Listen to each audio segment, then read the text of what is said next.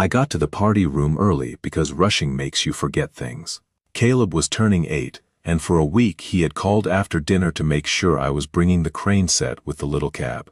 The restaurant had blue balloons and paper airplanes over the tables. At each seat was a folded name card.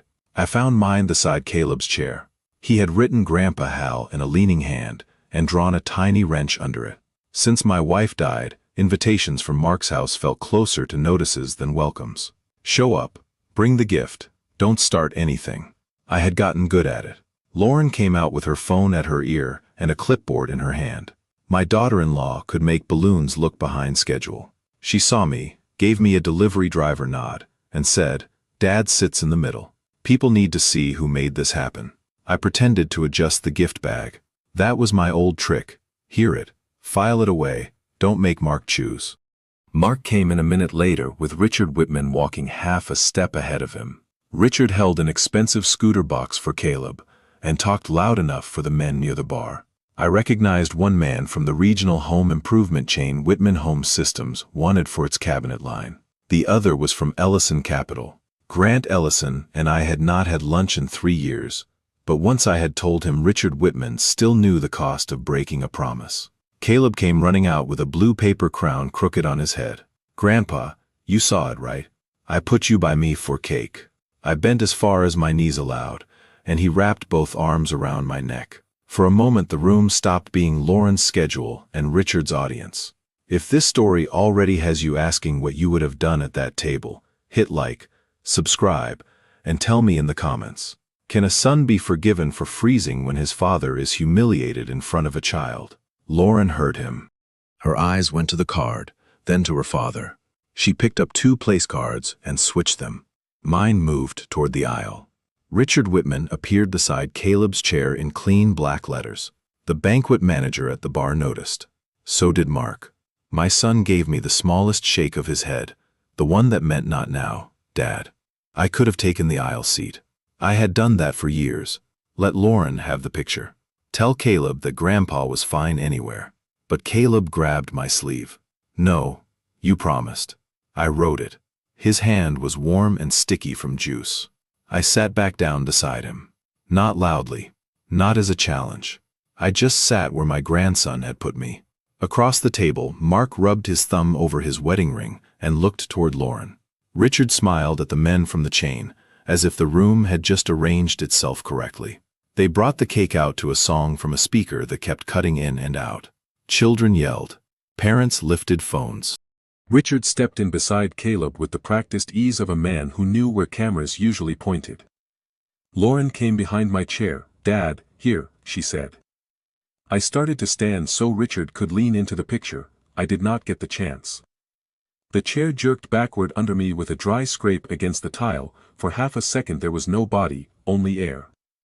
Then my side hit the floor, my elbow cracked down, and the blue balloons above me swung like they were underwater. Somebody gasped. Somebody laughed, the nervous little laugh people use when cruelty lands too fast for them to name it. Lauren stood behind me with the chair in both hands. "That seat is for my father," she said, bright enough for the table to hear. "How, come on, don't act like a child. There's room down there." I looked for Mark. He took one step, then Richard sat down beside Caleb, and my son stopped. Not because he did not see me. He saw me. He saw Lauren. He saw Richard watching him. Caleb slid off his chair and ran toward me. Lauren caught him by the shoulders before he reached my arm. "Let Grandpa get up," she said. "He just sat wrong." That was worse than the floor hurt my ribs. Her sentence went straight at the boy. Caleb had seen the chair move, I had seen him see it, Mark had seen both of us. And already the adults were telling him his eyes had made a mistake. I got up by myself. Mark finally held out a hand, late and quiet. I did not take it. If I had, he might have decided that was enough. Richard raised a glass while my elbow burned and my shirt pulled tight across the place where the bruise was already starting. "To Caleb," he said. "And to families that know how to stand together." He lifted the glass higher.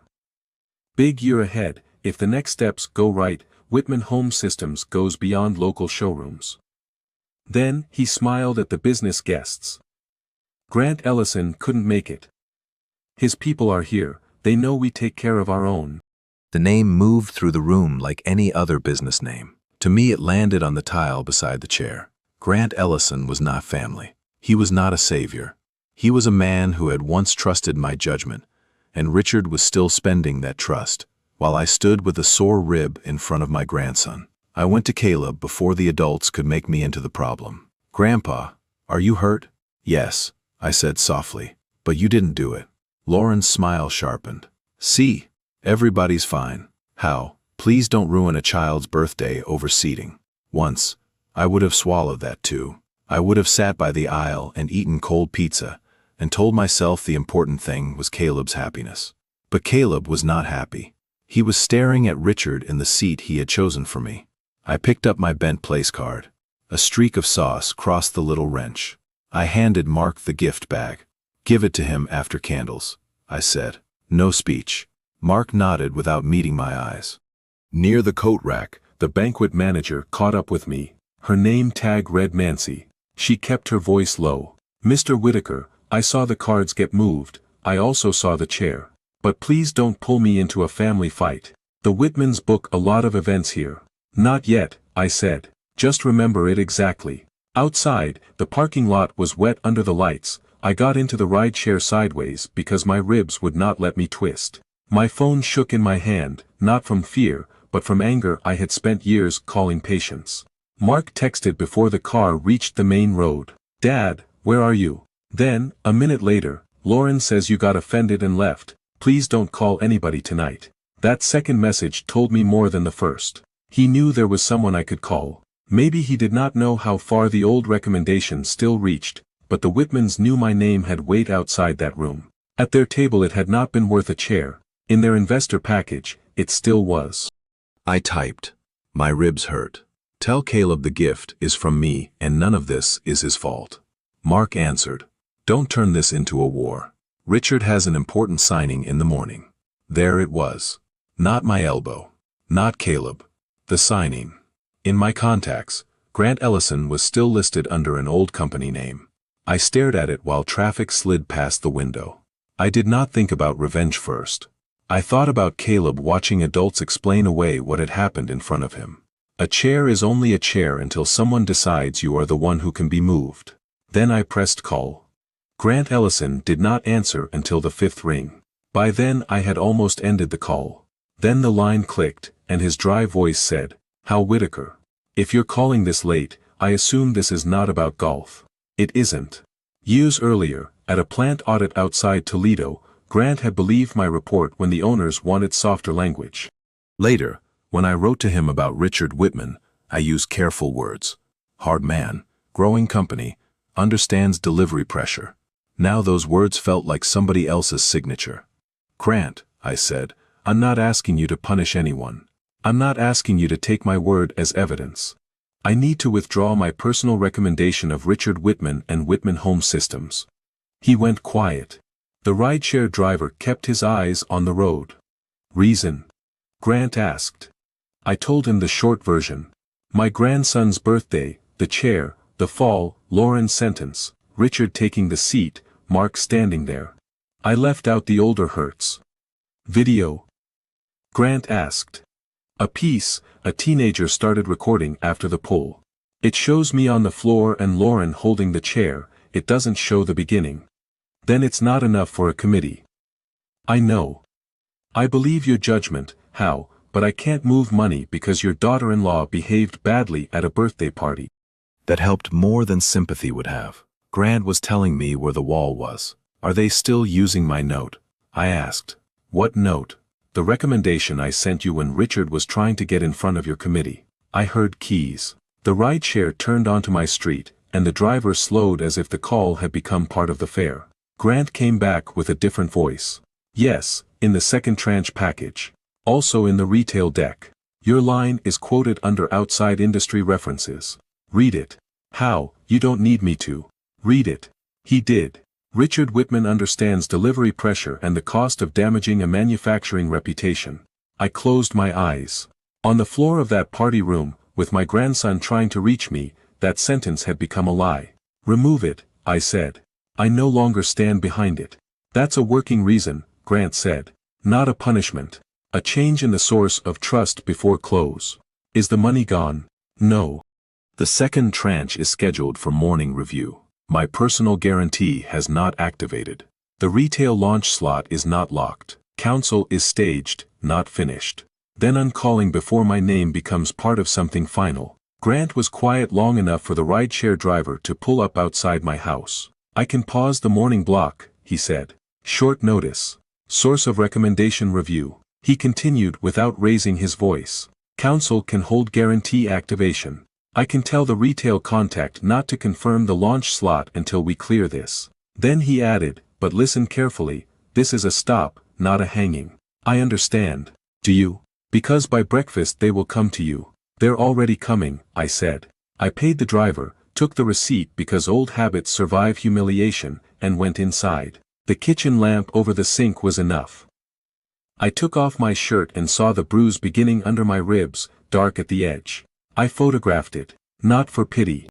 For memory, on the table I put the rideshare receipt, Caleb's bent place card, my phone, and the old email thread Grant had just pulled up. Tyler's short clip came through the family group text while Grant was still on the line. It showed me already falling, Lauren with the chair, and a slice of her sentence, but not the pull. A useful little piece of almost truth. Anyone who wanted to lie could use it cleanly. I forwarded it to Grant. Weak clip, beginning missing. Do not use as sole basis. Then I found my old recommendation email and sent it back to him with a second note. I do not confirm this assessment anymore. Mark texted again. Dad, Lauren says you're making this a business problem. Then, please don't. Richard has people waiting on tomorrow. I stared at that line longer than I stared at the bruise. My son already knew which pain mattered in that house. Not my rib, not Caleb's face. Tomorrow. I answered, I am not making war. I am removing my name from where it is being used without my consent. He read it. He did not answer. Grant called back. I'm sending 3 notes, he said. First to my committee secretary. Move the morning block to hold status pending recommendation source review. Second to counsel. No guarantee activation until we verify the outside reference. Third to the retail contact. Do not confirm launch timing until we clear governance questions. Governance questions? That is the clean phrase. Don't argue with it. If I write birthday chair, they'll call it a personal fight. If I write source of recommendation and management conduct concern, people have to read the file. I sat down because standing had become too proud for my ribs. Grant, I don't want children dragged through this. Then don't send me anything with children unless it proves a fact we cannot prove another way. He paused. And don't promise your family anything tonight. No, I overreacted. No, we'll settle this inside. They will turn one soft sentence into their main document. That sounded like the Grant I remembered, useful because he was not comforting. You should get the injury checked in the morning, he added. Not to sue anybody, to stop them from saying nothing happened. I looked at the purple line under my ribs and opened the urgent care website on my phone. The first appointment I could get was late morning. I took it. While the confirmation loaded, Lauren called. I let it ring. Then Mark called. I let that ring too. I could already hear what they would say, and hearing it at 1 in the morning would not make it truer. Grant's email arrived at 12:34. Hold notice sent. No public action. Gather context if available. No threats. No fireworks. Just a sentence that would make morning different. I slept in the recliner because lying flat hurt. Around 2, Mark texted again.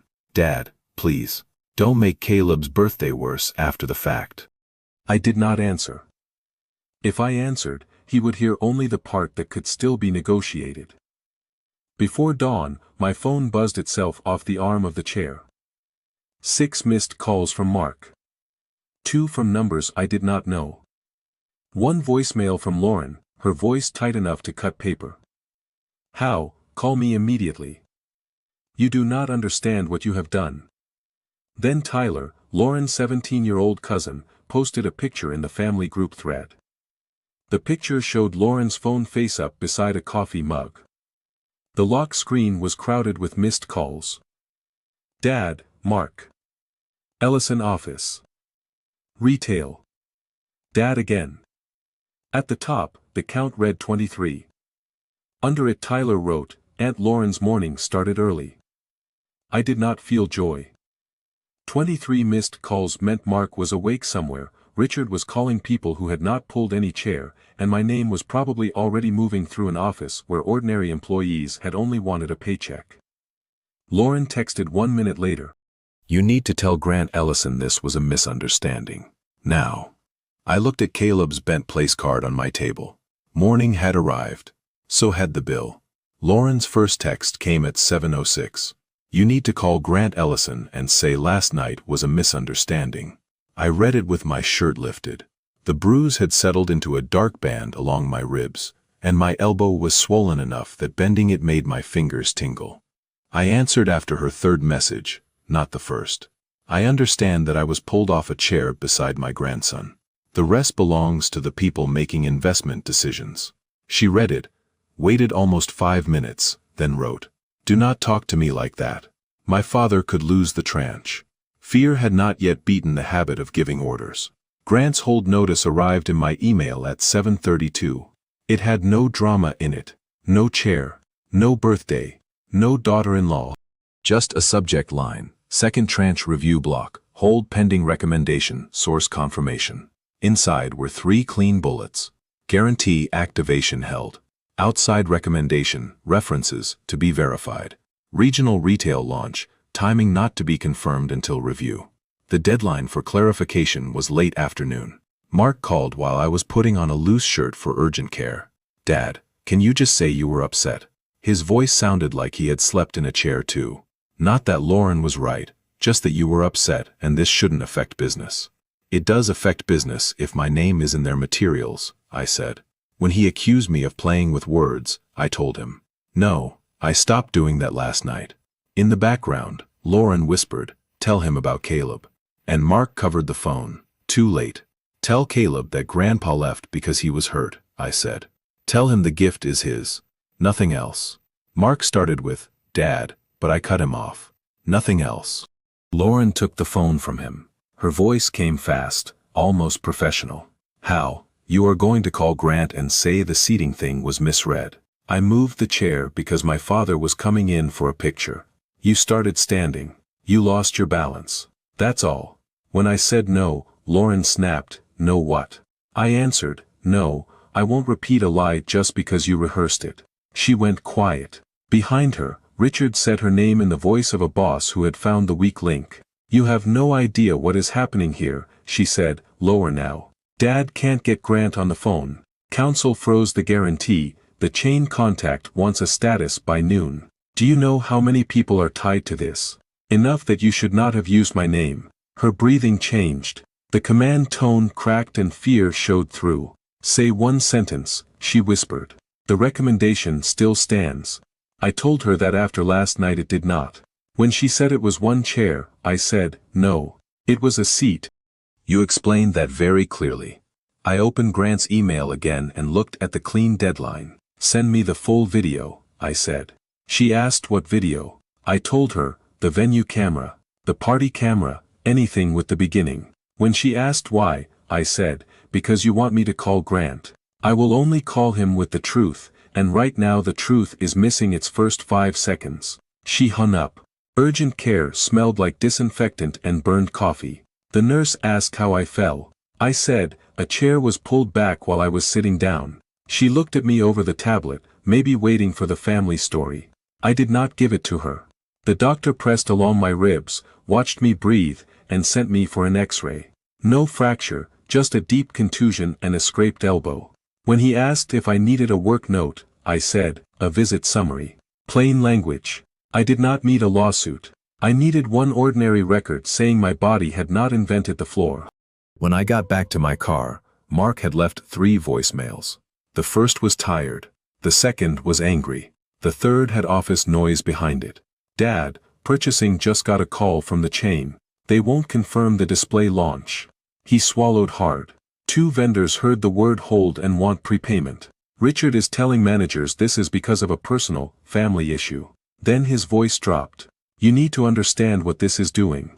I sat in the parking lot with the visit summary folded on my knee. It would have been easy to feel powerful right then. Easy and false. I could hear fear in Mark's voice that did not belong to Lauren or Richard alone. It belonged to people who had not touched my chair. Then Lauren texted, "You are turning a child's party into payroll risk." I answered, "No. Your company put my recommendation into a funding package. I am removing it." She replied with one word. Cruel. Still not sorry. Only cruel. Mark came to my house just before noon. He parked crooked in front, one tire up on the wet leaves, and sat in the car long enough that I opened the door before he rang. He looked at the bruise when I let him in, and his face changed. "Dad, I didn't see how hard she pulled." I answered, "You saw me on the floor." He sat at my kitchen table, across from Caleb's bent place card and the urgent care summary. He touched the card with one finger and pulled his hand back. "Richard gathered department heads," he said. "He told them the investor hold came after you took a family seating issue to Grant. He didn't mention the chair. He said, an older relative took a birthday misunderstanding personally. People are scared. Accounting, warehouse, install crews. They don't care who sat where. They care that the launch might move to the backup supplier." My phone buzzed with a number I did not know. "Mr. Whitaker, this is Dana in accounts payable at Whitman. I don't know the whole story, but if there is any way to separate the personal issue from payroll, please do. We have advances tied to launch." I put the phone on the table where Mark could read it. "Is that Lauren?" I asked. Mark went pale. "No, that's Dana.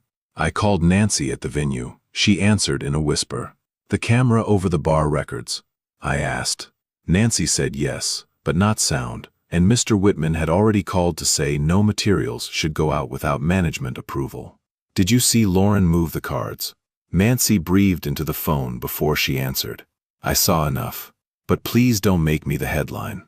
I told her I did not need a headline. I needed the beginning. "Then come before tonight," she said. "The system overwrites fast unless management saves the file." "Dad, don't drag the venue into this," Mark said. I told him the venue was already in it. Before he could answer, his phone rang. Richard's name filled the screen. Mark took it in my kitchen, not on speaker, but Richard's voice was loud enough for me to catch pieces. "By lunch. Department heads. One call from your father. People deserve to know." Mark closed his eyes.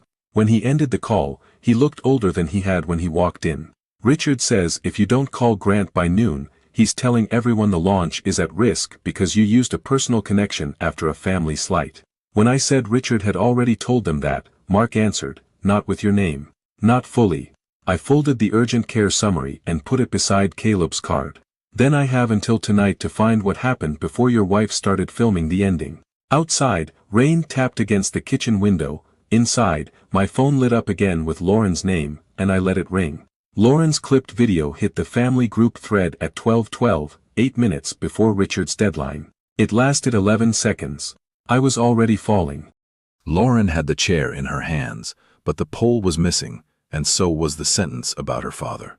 The clip caught my back as I left the room, and her voice behind me saying, "Please don't make a child's birthday about you." Under it she wrote, "I am heartbroken that Caleb's party became a scene, and now a business problem." Within minutes, relatives who had not seen the poll were asking Mark to calm me down and repeating seating mistake. The false version worked because it was shorter than the truth. Richard posted in the Whitman management Slack 10 minutes later. Mark forwarded it to me without comment. Richard called the hold an external personal concern raised after a family event, and told employees leadership was working to separate emotion from operations. No chair, no fall, no Caleb, no recommendation in investor materials, just external personal concern. Dana from accounts payable texted again. "People are asking if payroll is safe. I don't know what to tell them." I typed 3 answers and deleted all of them. The truth was not clean enough for a stranger's lunch break. The lie was already easier to forward. Mark called and told me not to answer employees because it would make things worse. I said Richard was already answering them with my name. Mark said, "Not your name yet." I reminded him he had said the same thing an hour earlier. By 1 o'clock, Richard had gathered managers in the small conference room at Whitman Home Systems. Mark was not invited in. They put him in the glass-walled huddle room beside it, close enough to be seen and far enough not to speak. He sent me a picture of the conference table with one empty chair at the end. He wants them looking at me while he talks, Mark wrote. Then he sent a second message. He says Grant's people are asking whether the outside recommendation was misrepresented. That sentence mattered. Richard could sell family misunderstanding to cousins and employees. He could not easily explain why my recommendation was still in a packet if I no longer stood behind it. Lauren called Nancy at the venue while Mark was texting me. Nancy called me right after, shaken. Mrs. Whitman said no one is to release footage without a written request. She said you are threatening the family. Did she ask about the cards? No. She asked whether the camera could be overwritten. That was the first clean piece of evidence she gave me without meaning to. She was checking how long the beginning would survive. I told Nancy to save nothing illegally and say nothing dramatic. Just don't let anyone pretend the file disappeared by accident before I get there. She said, I can ask the tech to hold the archive until close. After that, I can't promise. Mark read the update and wrote, Dad, if you walk in there asking for video, Richard will say you're stalking witnesses. I answered, then he should stop calling them first. The next message came from a number with no name.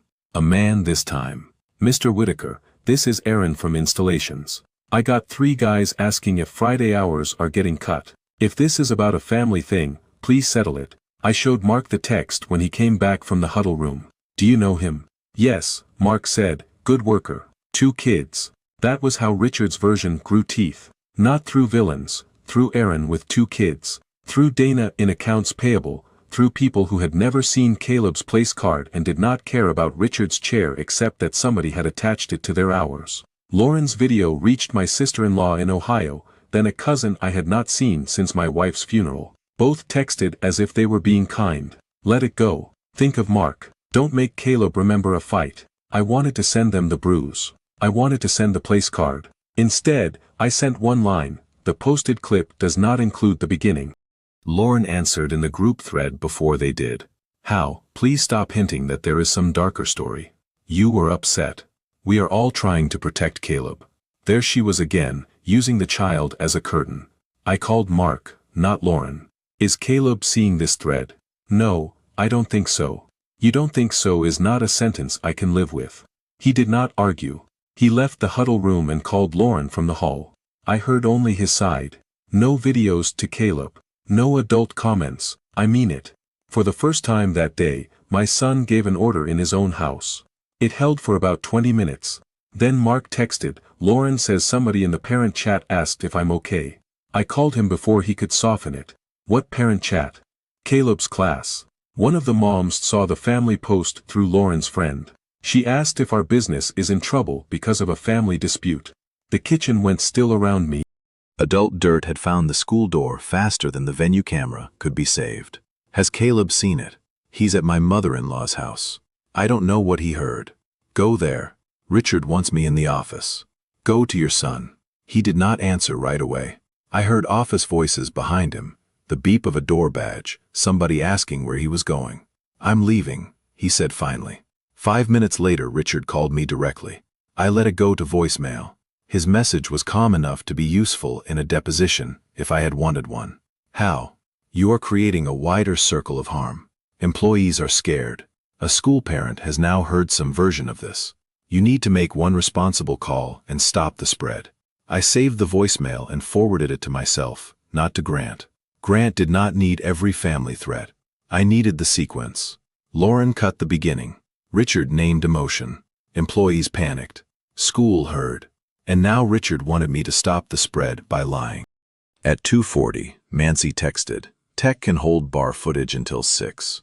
No audio. Come before then. I sent Mark the screenshot. Pick me up after you see Caleb, I wrote. We go to the venue. He answered from his car. Lauren is saying you are chasing witnesses. Good, then she knows witnesses exist. For 9 minutes there was no answer. Then my phone rang with Caleb's name on the screen. I answered before the second ring. Grandpa. His voice was smaller than it had been at the party. I'm here, buddy. Did you make Dad's work get in trouble because you didn't get the chair? I closed my eyes. The false version had crossed the school door and found my grandson. Caleb, I said carefully, I told one grown-up the truth about what happened. I did not try to hurt your dad. There was breathing on the line, then Mark's voice in the background telling him they would talk in the car. Caleb did not say goodbye. The call ended. I stood with the phone in my hand until the screen went dark. Lauren's clip had done what it was built to do. It made the truth sound like punishment before I could prove the beginning. At 3:05, Mark pulled up outside my house. He did not honk. He just sat there with both hands on the wheel, looking straight ahead. I put the urgent care summary, Caleb's bent card, and my phone in a folder. We had less than 3 hours before the venue footage could disappear. I walked down with the folder and opened the passenger door myself. Mark had both hands on the wheel, though the engine was off. He asked if you were mad at him, Mark said. At Caleb? I asked. Mark shook his head. At me. At all of us. He said Mom told him grown-ups can do hurtful things when they feel left out. I got into the car slowly. My ribs reminded me of the floor. Did you tell him I was pulled off the chair? Mark stared through the windshield and said there was more to it than the video. I told him that was not an answer. When he said Caleb was 8, I said, and he saw more truth yesterday than most adults are giving him today. Mark put the car in drive but did not move. He asked if I cried at work because of you. There it was. Lauren's sentence had changed shape and entered a child's head, not Grandpa fell, not Mom pulled the chair. Grandpa made Dad cry. When I asked if he had cried, Mark gave a short laugh with no humor in it. In the stairwell, maybe. It all hit at once, purchasing, payroll, Richard, Lauren.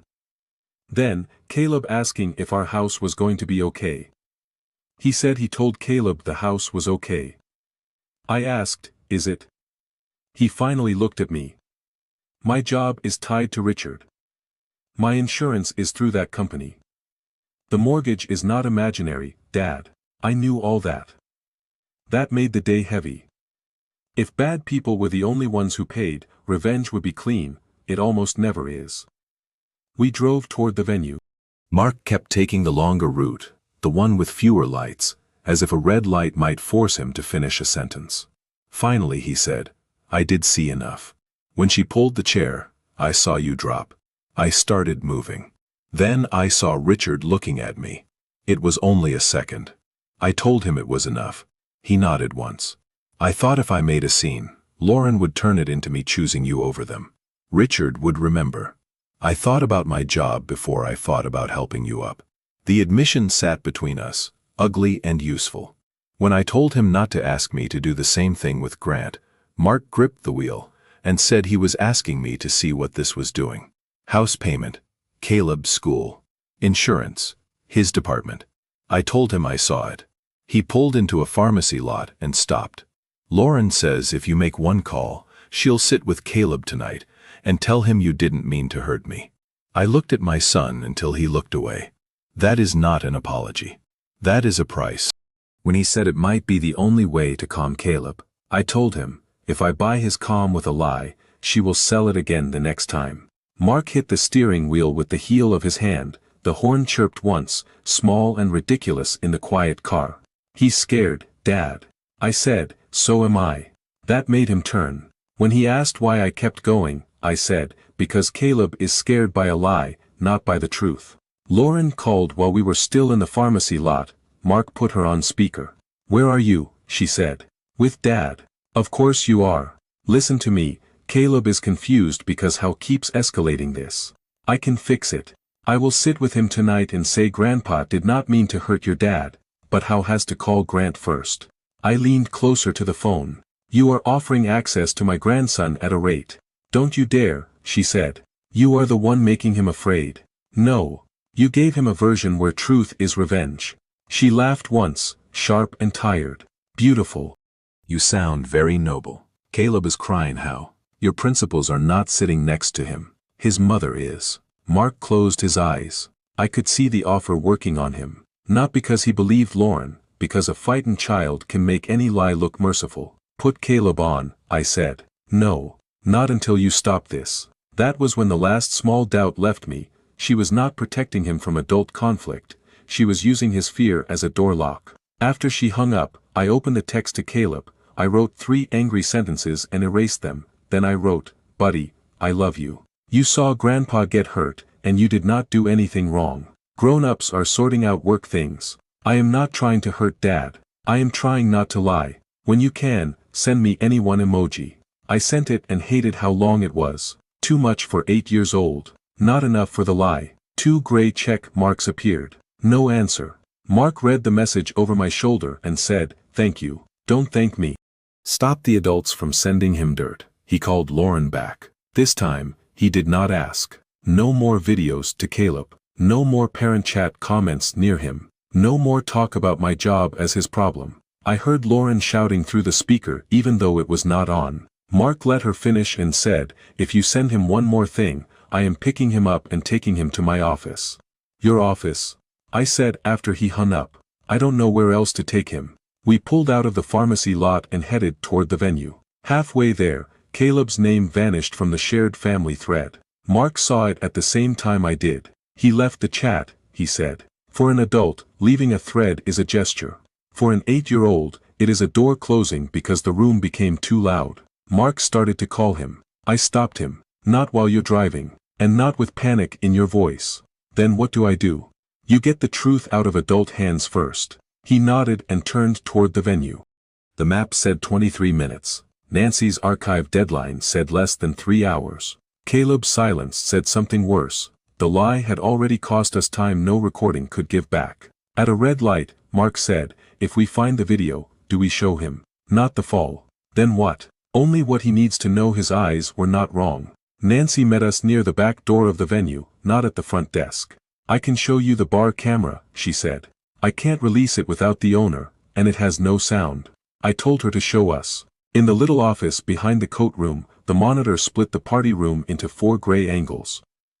Nancy scrubbed back to the cake, there was Lauren moving the cards, Richard stepping in, me sitting where Caleb had put me. Then the chair slid back. The angle was bad, but not useless. Mark stood behind me and asked about sound even though Nancy had already answered. "No sound," she said, but the party company had a game camera near the kids.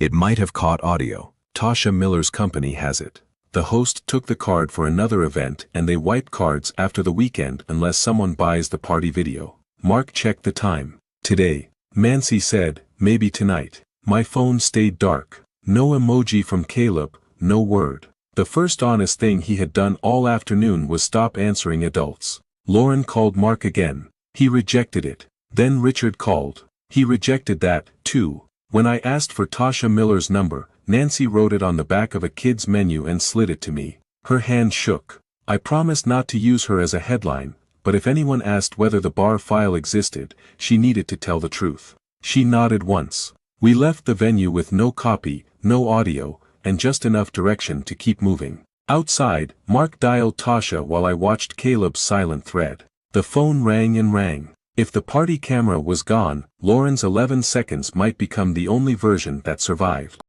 Tasha Miller answered on the 4th ring, walking between 2 children's parties with a headset on.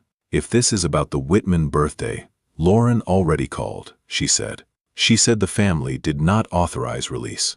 When I asked if Lauren mentioned a man falling, Tasha paused. She said there was a family misunderstanding. There was a chair pulled from under me in front of my grandson. Your game camera may have the audio. That changed her voice, not into trust, but into caution with a handle on it. The host has the card, Roman Alvarez. He is at a mall event until 4:30. We usually wipe cards after the weekend unless parents order the video. I need him not to wipe it today. Tasha said she could not hand out children's party footage because relatives were fighting. I told her I did not want children's faces posted. I need the file preserved long enough to learn whether the beginning existed. If it proved me wrong, it proved me wrong. Tasha gave me the mall name and Roman's number. "No scene in front of clients," she said. "If he has it, he can show you after the event. I will text him not to wipe the card until he speaks to me." That was not a win, it was a held breath.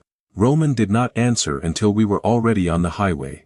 When he picked up, a microphone squealed behind him. "Tasha told me," he said. I have the card, I have not wiped it. But I am not stopping a party to get between relatives. I told him I was not asking for that. He said, service hallway by the arcade at 5:15, no shouting, no recording my clients. Mark drove faster than he should have and slower than I wanted. On the way, Lauren called him 6 times. Richard called twice. Mark rejected every call until Lauren texted, if you help him collect footage, Dad will know. Mark showed me the screen at a red light. He already knows, I said. No, I mean he will know I chose.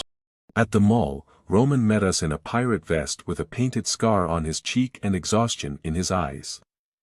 He led us behind a temporary wall near the arcade and opened a laptop on a folding table. Camera was low, he said. It may be mostly kids' legs. If it has children, it stays private. He looked at me as if checking whether I understood what private meant, then, he inserted the card. For a few seconds there was nothing useful, blue balloons, sneakers, Caleb's paper crown. Roman scrubbed forward. Mark stopped breathing beside me, then we heard Caleb's voice through the tinny speaker. Grandpa, you promised. I wrote it. Roman looked up. The file had started speaking before the picture did. The video shook as children ran past the tripod. The angle caught the table edge, Caleb's chair, my shoes, Lauren's shoes, Richard's dress pants stepping into frame. Lauren's voice came next, clear over the party music. Dad, here. The chair scraped. I heard my own breath leave me when I hit the tile. Then Lauren, bright and loud. That seat is for my father. Mark turned away from the laptop. Roman paused the file and asked if I wanted a copy. I said yes, but not to post. He wanted that in writing. Mark took out his phone and created a group text with me, Roman, and Tasha. He wrote, received source file for private review only. Children not to be posted or shared publicly. Then he looked at me before sending. Add that the file came from the game camera card before wipe, I said. He added it. Roman watched the message land, exported the file to both of us, and kept one copy for Tasha. Lauren called about this. Mark asked him.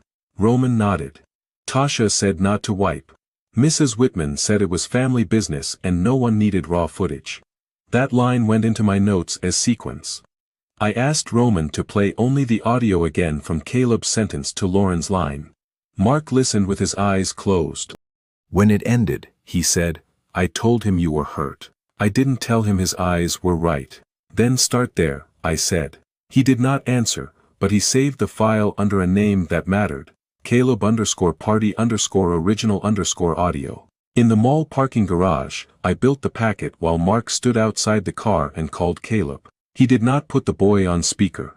This time that was right. My packet had 6 items, old recommendation email, Grant's hold notice, urgent care summary, Nancy's note, venue still frame, and Roman's original game camera file with the sentence and scrape. I wrote no speech over it. Just a cover note. These materials confirm that my recommendation is no longer supported by the facts I have now verified. I do not authorize public use of the child party video.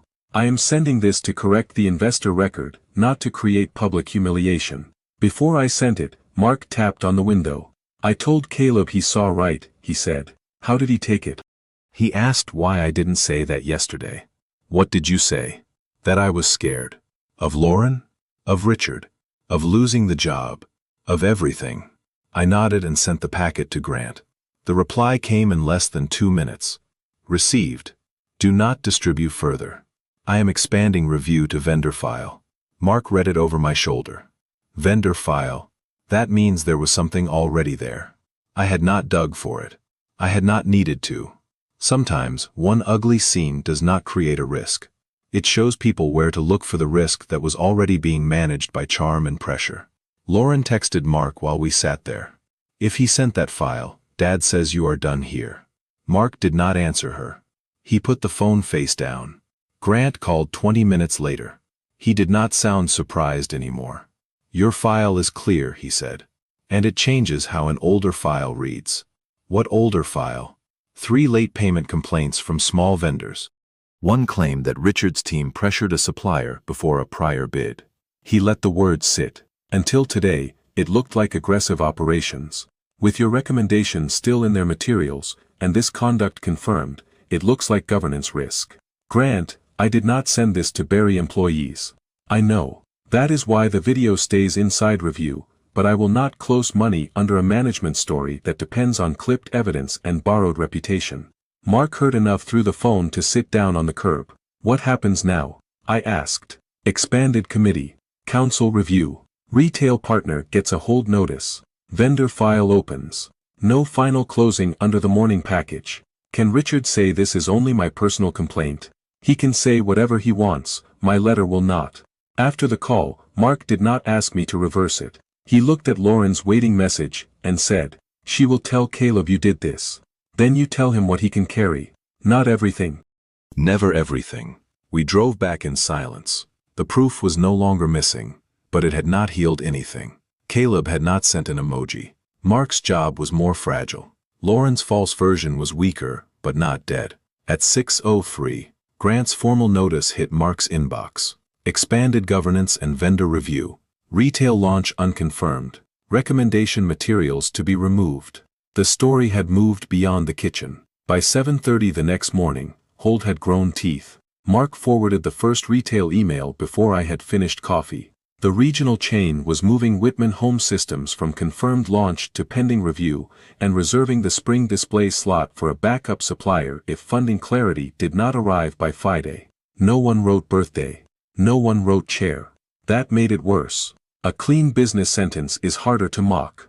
The second email came from a cabinet hardware vendor. All open shipments would require prepayment until review cleared. The third was from a small subcontractor asking whether overdue invoices would be paid before new work was scheduled. Mark wrote, "This is spreading." I answered, "This was already in the file." 6 minutes later he asked if that made it easier. No.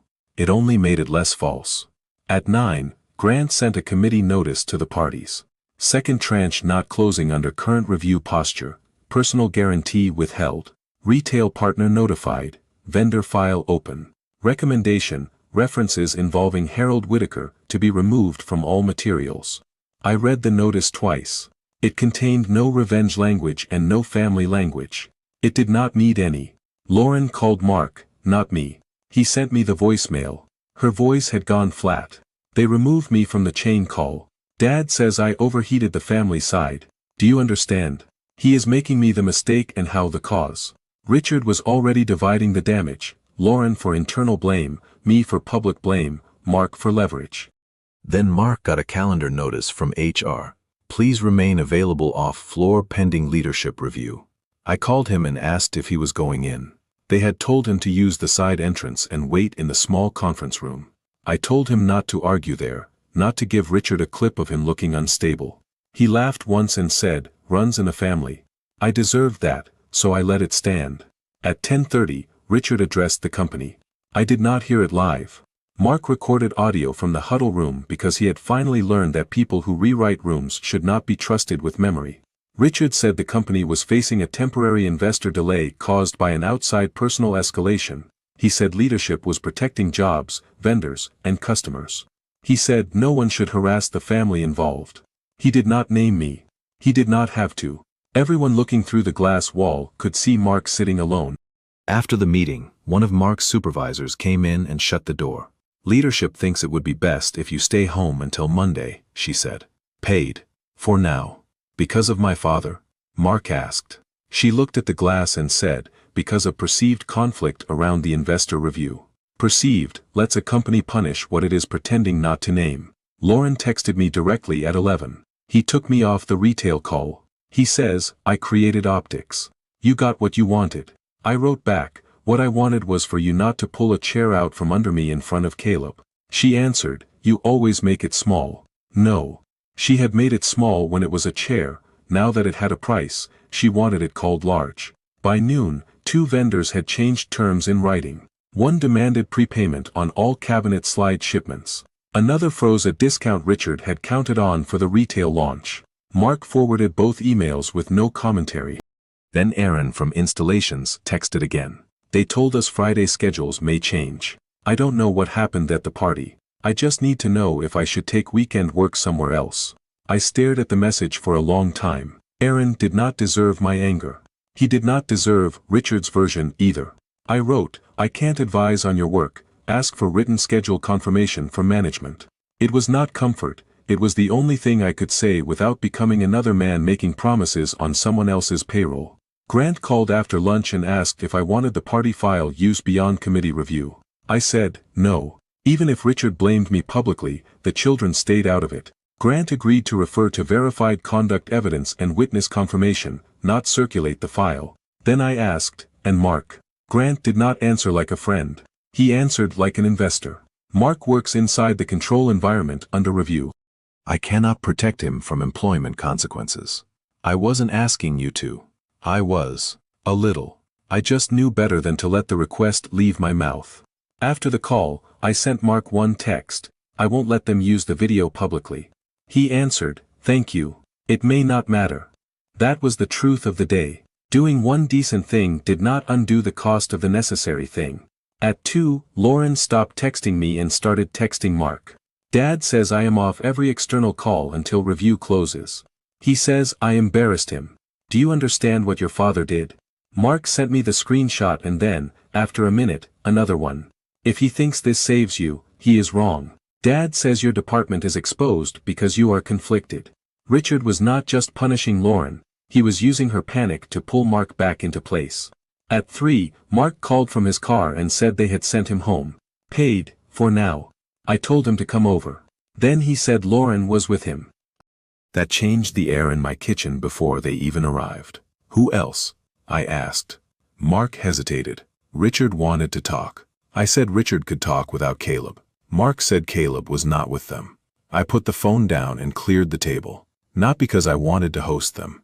Because I did not want Caleb's bent card line where Lauren could touch it again.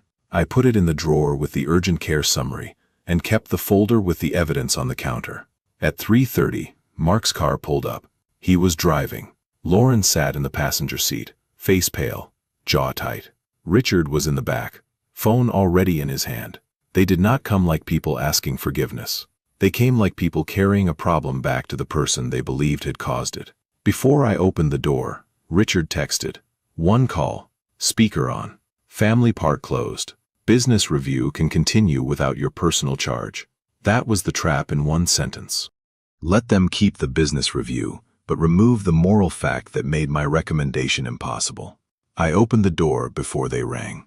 Lauren looked past me into the kitchen, not at my face. We need to fix this before Dad's next call. Richard held up his phone. Grant will answer if you call.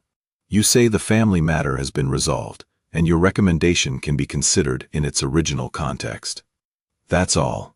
When I said my recommendation had been withdrawn, Richard said, then restore it.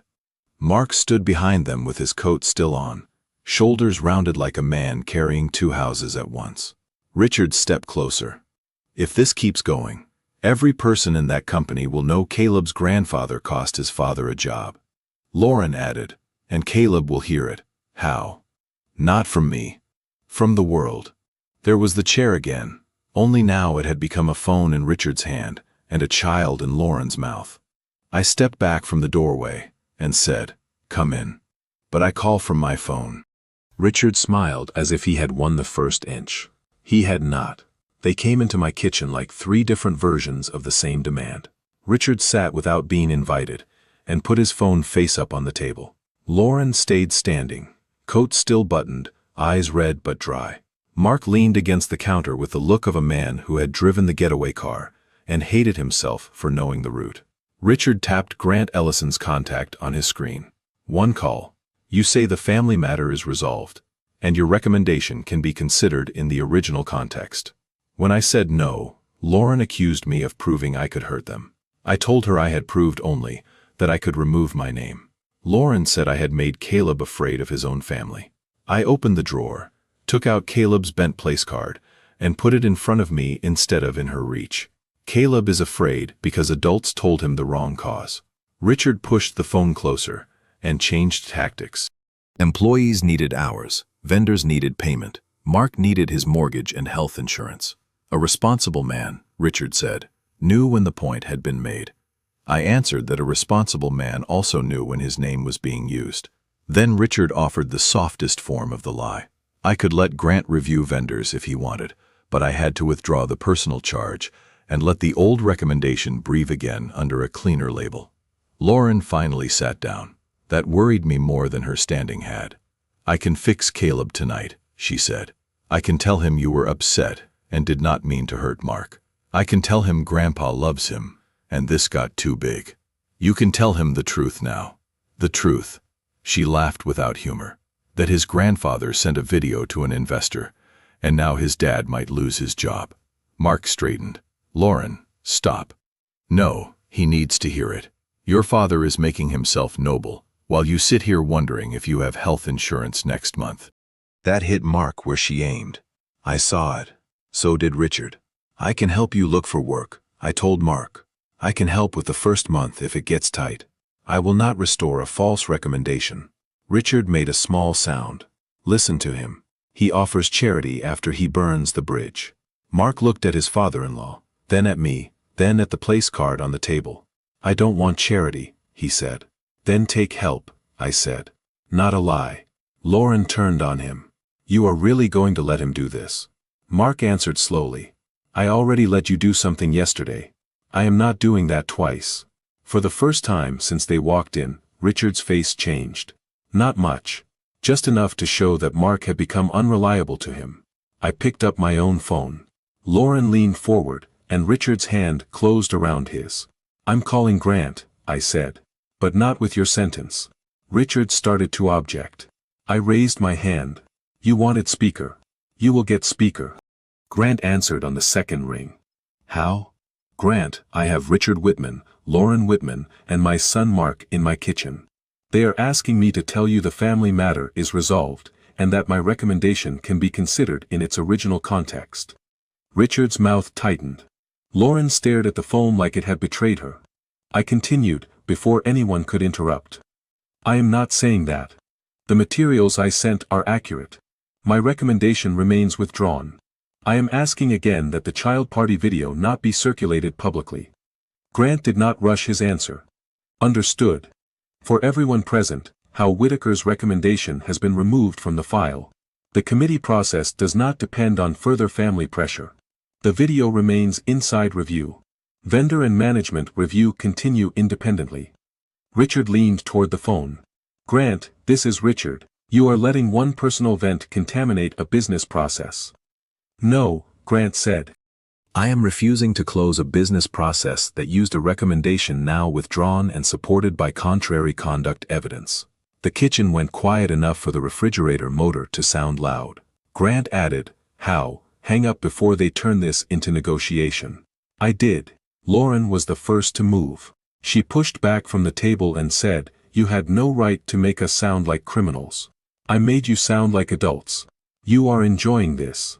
I looked at her, tired suddenly in a way that had nothing to do with my ribs. "My grandson left a family chat because of what you gave him. There is no enjoyment left." Richard stood. "Then hear this clearly. If the tranche does not close, I will cut expenses. Mark's department first, warehouse next. Install crews after that. People will know why. Tell them the whole chain," I said. "Late vendors, supplier pressure, my recommendation in your materials, and the chair." He smiled. "People do not want a chain, they want a cause." That was the most honest thing he had said in my kitchen. Mark stepped away from the counter. "If you use my father as the cause, I will send the audio to every person you lie to." Lauren turned on him. "You would do that to Caleb." "No," Mark said. "I would keep Caleb out of it, and stop you from using him." Richard looked at Mark as if he were no longer family, only a damaged tool. "You will regret choosing this," he said. Mark did not answer. His hands were shaking, but he did not take the sentence back. Lauren grabbed her purse. At the door she turned toward me. "If Caleb cries tonight, that is on you." "If Caleb cries tonight," I said, "we both know who taught him to fear the truth." She left before she could answer. Richard followed her. Mark stayed in the kitchen. "I don't know where I work next week," he said. "I know. I am angry at you for that. You can be. And at myself more." There was nothing useful to say to that, so I did not dress it up. 12 minutes after they left, Grant's formal letter hit my inbox and Mark's. It was addressed to Whitman Home Systems and copied to council. The language was narrow and final. The second tranche would not close under the current management posture. Retail launch confirmation was suspended. Further consideration required removal of unsupported recommendation materials, independent vendor payment review, and changes to commercial authority. The last line mattered most. This decision is not subject to revision through oral family communications. I forwarded that line to Mark without comment. He answered from his car. Lauren is crying. Richard is not speaking to me. Then, I am going to Caleb. Good. What do I tell him? That adults made work complicated. That Grandpa told the truth about what happened. That he does not have to watch the video. And me? Tell him you should have helped me sooner. Mark took a long time to answer. I will. After that, my kitchen was quiet. The speakerphone trap had failed, but it had taken something with it. The old version of my son, the one who could stand between my fall and Richard's approval, and call it being practical, could not come back unchanged. By evening, the formal letter was already moving through Whitman Home Systems. Tomorrow, everyone would need a cleaner story. The next morning I wrote the correction 4 times. The first draft was too angry. The second sounded legal. The third became another adult mess Caleb should never have to carry. The fourth was short enough to send. A clipped video was posted yesterday without the beginning. I kept the next line factual. The file and witness confirmed that before I fell, Lauren Whitman moved the place cards by Caleb's seat, pulled the chair back, and said, "That seat is for my father." Then I closed the door. I am not distributing the party video. My recommendation to Whitman Home Systems has been withdrawn and will not be restored. I sent it only to people who had already written to me, or repeated Richard's version. Family in the thread, 2 managers Mark forwarded, Nancy and Tasha, so they knew their facts had not become gossip. I did not send it to Caleb. I did not send it to the school parent chat. I did not post the video anywhere. Lauren answered within 5 minutes. You are humiliating a mother to make yourself look noble. I replied, I sent a correction to people you and your father already gave a false version. She wrote, truth without context is still a lie. I answered, the context was beside you at the table. A child, a chair, my son, your father. She stopped. The first apology came from my wife's sister, who had put a heart under Lauren's video. How?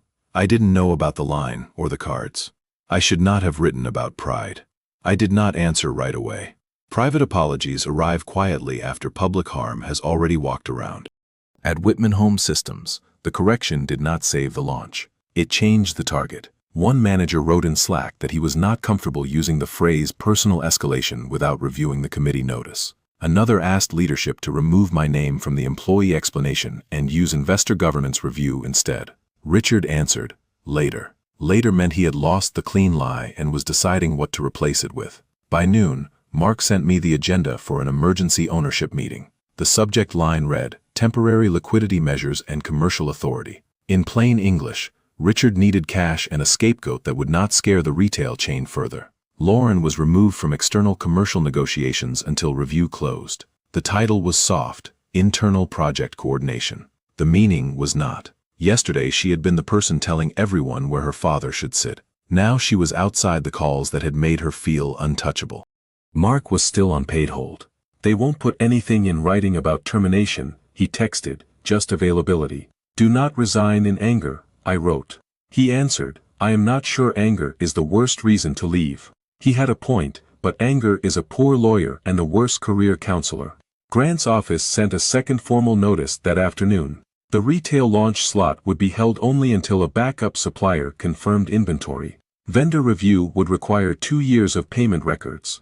Unsupported recommendation language had to be removed from every investor and retail deck. No one needed my phone for the process anymore. That evening Mark came over alone. He looked less like a son coming to argue and more like a man who had spent the day being measured for a smaller life. I talked to Caleb, he said. With the video? I asked. Mark said he played only the audio, from Caleb saying I promised to Lauren saying the seat was for her father. He did not play the fall. That was the line. He asked why I didn't help you right away. I waited. I told him I was scared. First I started to say I was confused, but he already heard that from me yesterday. So I said scared. When I asked what Caleb said, Mark rubbed both hands over his face. He asked if you were scared too. That stopped me. And? I asked. Mark said, I said yes, probably. But Grandpa still told the truth. Caleb had punished him without raising his voice. Mark pulled his phone from his pocket. He asked something else. The message was short. If I have a different birthday, will Grandpa come? Not that chair one. I read it twice. Not that chair one. That was what survived in him, not finance, not vendors, not investor language. A child had maimed the whole adult disaster by the object adults had tried to minimize. When I asked what he told Caleb, Mark said, that you would come if he invited you. I told him that was true, if Caleb invited me. Mark heard the if and did not challenge it. 2 days later, the ownership meeting produced a phrase that sounded harmless: strategic warehouse partner. Mark translated it before I asked. They are selling a stake in the warehouse fast, he said. Not calling it a sale, calling it a partner. The regional chain moved its spring display slot to the backup supplier. Whitman could reapply after funding clarity, but not for that season. Vendors kept the prepayment language. Grant's committee did not close the second tranche. Lauren's title changed on the company directory. Commercial director disappeared. Internal projects appeared. It was a family business demotion dressed as housekeeping. She texted me once. She texted, now people think I am unstable. Are you satisfied? I answered, I did not send the video publicly. When she wrote, you sent enough. I answered, you sent the beginningless clip first. She did not answer that. She never did. Richard stopped contacting me directly. Men like him rarely apologize to people they failed to put back on the floor. Instead, he sent messages through Mark. The company would consider future review if I submitted a no objection letter after management changes. I did not even ask to see the draft. Tell him my name is not part of his next packet, I said. Mark nodded. I already did. That was new. He had answered before, carrying the message to me. Lauren later told Mark she might apologize if I stopped making everything official. I said if she ever wanted to begin, she could apologize to Caleb first, for handing him an adult lie. I did not know whether she would. I stopped arranging my life around whether she could. That night Caleb finally texted me himself. Grandpa, if I have a different birthday, will you come? I typed yes, then deleted it. I will come if you want me there, I wrote. And if you do not want it right away, I can wait. The 3 dots appeared twice before he answered, I'll think about it. It was not forgiveness. It was honest. Mark called later and said Caleb had asked if chairs could be picked before people came. He wanted a small table next time, no speeches, and he asked whether his mother had to come. I told Mark, adults will handle adults. He can decide who sits by him. Mark was quiet. That is going to hurt Lauren. Then she can learn what a seat costs. I regretted the sharpness as soon as I said it, but Mark did not correct me. Maybe he was tired of softening every hard truth before it reached the people who made it hard. By then the business consequence was no longer waiting on me. The correction had gone only where it needed to go. The video stayed private. Caleb had not returned to warmth, but he had returned to his own voice. The final question was not whether the old table could be restored. It was whether I would ever sit at it again, on someone else's terms. 2 weeks later, Whitman announced the warehouse partner. They did not call it a sale. Companies rarely use that word when they need air. They called it strategic. Mark called it what it was. Richard needed cash fast, he said. The retail slot is gone for the season. Vendors are still on prepay. Grant's second tranche is dead unless they rebuild the management package. And Lauren? I asked. Mark said, internal projects. No outside calls. She still has an office, but the glass is frosted now. That was the punishment family companies like. Visible enough to warn everyone. Soft enough to deny. Lauren texted me once. Tell Grant I am not a business risk. I need to get back into negotiations. I read it twice. There was no apology. No Caleb. No chair. Only a request to return her to the seat she had lost. I answered, I no longer give recommendations for your family. She wrote back, you are cruel. Maybe. People often call a locked door cruel when they are used to walking through without asking. Richard sent a message through Mark the same week. He wanted a short letter saying I did not object to future investor consideration after commercial changes. It sounded harmless. No recommendation, no praise, just no objection. I had written enough manufacturing reports to know what harmless language becomes once it enters a packet. I told him you would not sign, Mark said. When I asked why he brought it to me, he said, so I don't decide for you anymore. That was new, not holy, not fixed. New. Mark did not quit right away. They moved him to Project Pause, then offered a lower role under a man who had asked what his father had done to the company. He lasted 3 weeks. When he brought me his laptop and a folder of employment papers, he said, I'm not a hero. I told him no one had asked him to be. When he admitted he might have stayed if they had not used Caleb, I said, probably. He looked relieved that I did not polish him. We worked on his resume at my kitchen table for 2 evenings. He had written phrases like strategic retail launch and executive negotiation support. I crossed out anything that sounded like Richard's showroom. I left what was his: schedules, installations, vendor coordination, jobs finished late and fixed honestly. When he said I was making the resume dry, I told him dry was useful when shiny got you into trouble. He waited for me to offer a phone call. I saw it and let him see that I saw it. No recommendations, I said. I will read. I will practice interviews with you. I will help with money if it gets tight. I will not open a door with my name. He swallowed. I understand. For the first time, he sounded as if he did. Forgiveness would have been easier if he had asked for a hug and I had given one. Life likes that version. Audio swells. Father and son close the wound. But the second beside that chair had changed the shape of us. I could help him without pretending it had not. So I helped him. Slowly. With limits. Caleb and I met 3 weeks after the party, not at Mark's house, and not at Lauren's. Mark brought him to a small cafe near the park, and waited outside. No adult translator for the first 10 minutes. Caleb came in with both hands in his jacket pockets. He looked at the chairs before he looked at me. When Caleb asked if anyone would move the chairs, I said, not unless you ask. He chose the seat across from me, then changed his mind, and moved to the chair beside the window. I waited until he sat before I sat. Caleb said, Dad said you didn't want him to lose work. I told him I did not. When he said Mark left anyway, I said, he left a place where it was getting hard to tell the truth. Caleb frowned. Like when a kid keeps pushing people, and everyone says he didn't. A little like that. Grown-ups make it more complicated because they add bills and fear. He thought about that. Children do not need every adult mechanism. They need the adults to stop painting black things white. When Caleb asked if he could ask me when something did not make sense, I said yes. When he asked if I would send him videos, I said no, and he answered, good. The crane set sat between us in its box. I had brought it late, but not as a bribe. It had always been his gift. He opened it carefully and gave me the bag with the smallest pieces. You can hold these, he said, but don't build ahead. It was not warmth yet, it was permission with rules. I accepted it exactly as offered. After that, Richard tried once more through Mark. The company had completed internal changes, he said, and a no-objection letter from me would help future investor conversations. He even offered to draft it.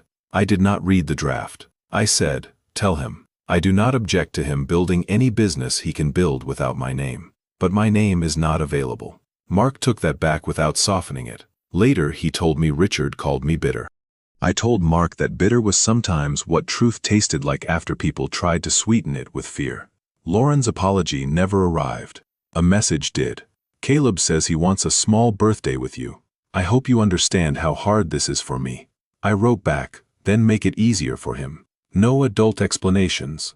No business. No version. She did not answer. The first new table was not a birthday, exactly. Caleb invented it for a Saturday in late fall. Park, cafe, 3 people. Him, Mark, me. No balloons, no speeches. Lauren did not come. Richard was not mentioned. Mark asked if I was sure. I said, Caleb invited me. When Mark asked, and me, I said Caleb had invited him too. Mark said, that's not what I meant. I knew. He was asking whether a son could invite a father somewhere again. Depends where, I said. He nodded. He did not ask for more than the answer could hold. We arrived early and waited outside until Caleb picked the table himself. He walked along the windows, touched the back of one chair, then another, and chose a small round table in the corner. Caleb pointed out the seats, me there, Mark there, himself here. I said all right. I did not sit until he did. Mark noticed and looked down. Caleb took a folded card from his backpack. It said Grandpa Hal. The letters leaned the same way they had at the party. Under the name he had drawn a tiny wrench and, beside it, a small chair. He said it was so the server would not mix it up. I told him it was a good system. We built the crane on the table between cups of hot chocolate. Caleb gave orders about the cable. Mark told us he had an interview with a company where nobody knew Richard Whitman. I listened and did not offer to call anyone. When Caleb went to wash his hands, Mark said, thank you for coming. He invited me. If I invite you sometime. I looked at Caleb's empty chair. Depends where. This time Mark did not flinch. Fair. Caleb came back, slid into his seat, and pushed the box of parts toward me. Grandpa, hold this. But don't move the chair, okay? I won't. And nobody pulled it away. Thank you for listening to the end. If this story stayed with you, hit like, subscribe and tell me in the comments, what hurt more here, Mark freezing at the table or asking his father to undo the truth for the job. I'll see you in the next story.